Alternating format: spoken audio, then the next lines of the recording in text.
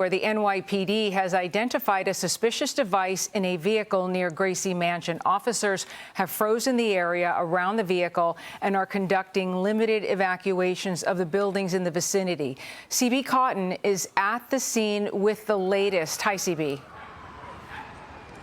Hey, Alicia. Well, we're here at the intersection of East 79th Street and East End Avenue, about 10 blocks from where all the chaos really unfolded yesterday outside Gracie Mansion, which is the home of New York City Mayor Zohran Mamdani. I actually want to step out of the way so you guys can get a better view of what we're seeing here behind me, because it's further down this street where the action is really taking place. They've sort of blocked us off here, though. So I'm going to step out of the way so you guys can see, and my photojournalist is going to push in.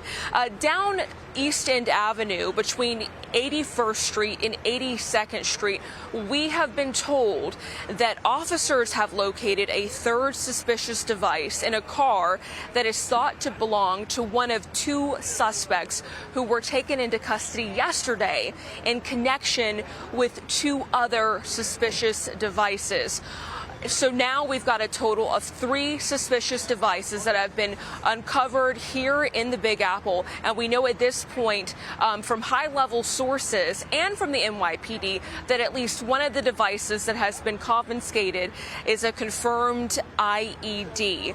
Fox has been talking to high-level sources all throughout the day, and we actually learned today that one of the IEDs that was taken into custody yesterday had an explosive called triacetone triperoxide, or known as TATP. Fox News contributor Paul Morrow talked about this earlier today, and he said this is an explosive that has been used in other high-profile deadly terrorist attacks across the globe. And so he really he talked repeatedly about how it couldn't be stated enough that New York City really avoided something potentially catastrophic here yesterday. So just to bring our viewers up to speed, there are 2 men now in custody, Amir Balat and Ibrahim Qayyumi. They are both around 18, 19 years old. I have learned from a high-level federal source that both men are in federal custody and now being interviewed by the FBI in connection to these devices. A source has told our Bill Malusian that both men are U.S. citizens. And so the NYPD Commissioner Jessica Tisch, she talked about how this all unfolded yesterday. She explained that there were 2 dueling protests. One protest was an anti-Muslim protest, and the counter protest was a anti-Nazi, stop the Nazi protest.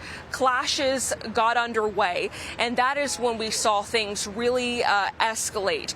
Commissioner Tisch says one of the men threw what appeared to be a suspicious device, and people saw smoke and flames go up in the air.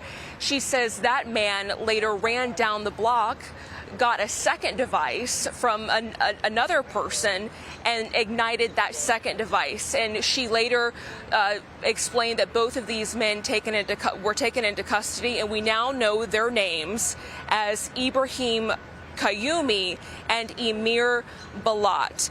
Again, they are both being interviewed by the FBI, and the latest that we see here on the ground is that members of the NYPD bomb unit and other high-level officers are out here looking at a car believed to be connected with one of these 2 men that has a third suspicious device that has been located here today. And CB, just in the area right around you and where this investigation is underway, are there evacuations that have occurred inside the neighborhood? Are they clearing people out of that area other than freezing the area, is what we've called it?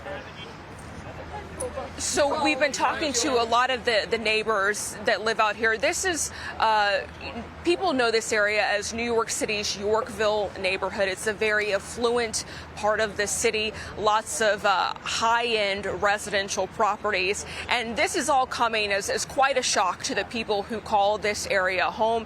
They are actually, many of them are being told they can't go back to their residence right now while police continue their work here down the street. A couple neighbors have told me they've not been given a time frame as to when they will be able to return home. So lots of the people who live here are very shaken up, very anxious. This really marking another tense moment in what's been a chaotic week for the people who live right near Gracie Mansion. CB, I know you said that both of these individuals are American citizens. Do you have any idea if they're naturalized, birthright, if they were born here, came here from somewhere else? If so, where from? Do you have any other information on their background? Yeah, Joey, that is a great question, and that's something that our Bill Maloogian is looking into, communicating with his federal sources. All we know at this point is that the two men are U.S. citizens, but he is inquiring as to whether they are naturalized U.S. citizens. I will point out that the New York Post is describing and reporting from its sources that the two men were self-radicalized, and at least one of the men spoke to law enforcement about watching ISIS videos. Again, that is reporting from the New York Post, but I think it's pretty interesting context given what we are seeing and learning here on the ground. Certainly. CB, from what we can tell, this is leftover from yesterday with that clash of the protesters and the counter-protesters and everything that was going on. And I know that they have this area frozen, but from your NYPD sources and other reporting on the ground, do you get the sense that there is an ongoing threat in terms of that general area, the rest of the city? We talked to Paul Morrow earlier about potential other IEDs being planted other places. Do you have any more information for New Yorkers out there that are feeling a little bit uncomfortable today? Yeah, important question, Tommy. So based on what I'm seeing here on the ground, the posture from law enforcement doesn't lead me to believe that there is an ongoing active threat to the people who live in this neighborhood or New York City as a whole. Certainly, it is still concerning to hear that some type of suspicious device was located inside this vehicle. But based on the way officers are moving, they're moving sort of slow, milling about this area. It doesn't look like there is an ongoing or active threat. It appears like these officers are trying to take an abundance of caution and make sure that this device is safely removed and transported to another area. Hey, CB, it's Joe Concha.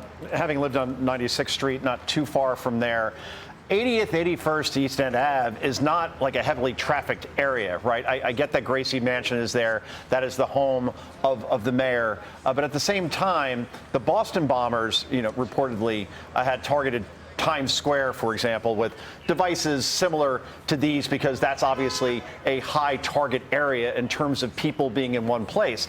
East End and 80th is basically a quiet neighborhood. And given that Zohran Mamdani isn't exactly aligned with President Trump on the Iran war, he's spoken out very passionately against it. A lot of this, probably to folks at home, isn't making a lot of sense in terms of Gracie Mansion being the only major so-called target in that area, considering who the resident is and how he feels about the Iran war, which appears to be aligned with, say, somebody who would be sympathetic with ISIS. Yeah, that's interesting context that you bring up, Joe. This is definitely not a high traffic area. Again, lots of affluent families over here with young children, some elderly families. It's very quiet, and I walk through this area a lot. So it's not what you would think of as a typical target.